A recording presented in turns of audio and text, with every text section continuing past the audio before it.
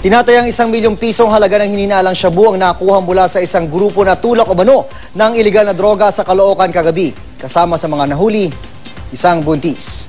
Ang malit na balita hatid ni Haji Rieta, exclusive.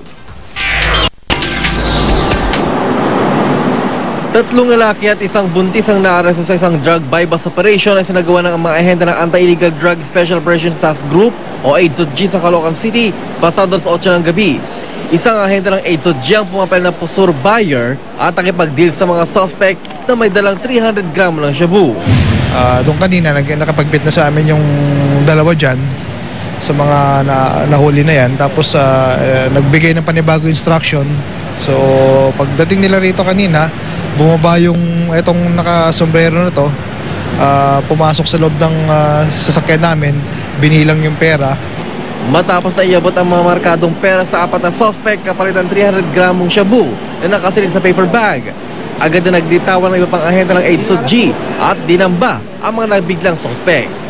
Nakumpiska sa mga suspect at 300 gramong shabu na may street value na 1 milyong piso at pati na rin ang puting SUV na sinakyan ng mga suspect. Ayon sa AIDSOG, matagal na raw nilang minamanmanan ang grupong ito. Ito yung ginamit ng grupo na sakyan para makipagtransaksyon sa ilang operatiba ng AIDSOT. At dahil nga ganito yung uri ng sakyan, ay posible nga mas malaking tao raw ang may hawak sa likod ng grupong ito. Todo pagsisi naman ang mga nahuling suspect. Pag-utusan lang po kami, may death threat po sa pamilya namin, kaya po naobliga kaming sumunod. Nagsisisi po kami.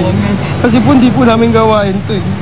Kundi na po buhay ng mahal namin sa buhay, nakasalalay po at mawawala po, hindi po namin gagawin. Kasong paglabag sa Republic Act 9165 o Dangerous Drug Act ang kakaharapin ng mga suspect na di mo na pinangalanan ng mga otoridad. Haji Rieta, GMA News.